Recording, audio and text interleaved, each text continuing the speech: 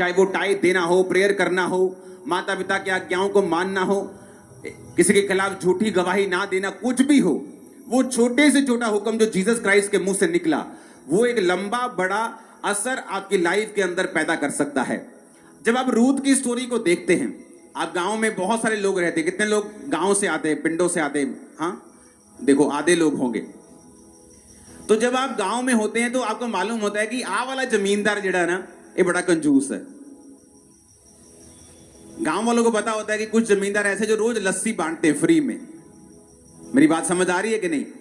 उनके घरों से लोग रोज लस्सी लेने के लिए जाते हैं फ्री में। कुछ जमींदार होते हैं जो बड़े टाइट होते हैं, जो बड़े कंजूस होते हैं। तो लोगों को मालूम होता है कि मेरे जो गांव का जमींदार है वो कैसा है, लैंडलॉर्ड कैसा है।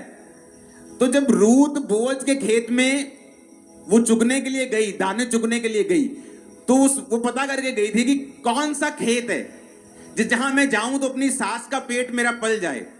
क्योंकि मजदूर से पूछता है कि भाई साहब काम कहां अच्छा मिलेगा, ये वाला मालिक अच्छा है, मजदूरी रोकता तो नहीं है, ये वाली दुकान अच्छी है, मजदूरी रोकती तो नहीं है, ये वाली कंपनी अच्छी है ना, मजदूरी खाती तो नहीं है। तो मजदूर का भाई होता है एक तरह से। तो वो बोअज के खेत में क्यों गई? क्योंकि बोअज, बाइबल कहती है, परमेश्वर के हुक्मों को मानने वाला व्यक्ति था। उसे मालूम था कि जब वो खेत काटेगा तो खेत की नुक्करें नहीं काटेगा। तो मजदूरों को यह बात मालूम थी कि बोअज नाम का बंदा है, वो खेत छोड़ देता है, आसपास नुक्करें छोड़ देता है, बड़ा वहां पे दाना मिलेगा। और परमेश्वर ने यह भी कहा था कि जब तुम फसल इकट्ठी करते हो ना, जो गिर जाए तुम्हारे इकट्ठी करते करते जमीन पे, उसे चुगना मत, वो भी दीनहीन और परदेशियों के लिए छोड़ देना। तो सब मजदूरों को मालूम था कि इस खेत में अन्न बड़ा मिलेगा।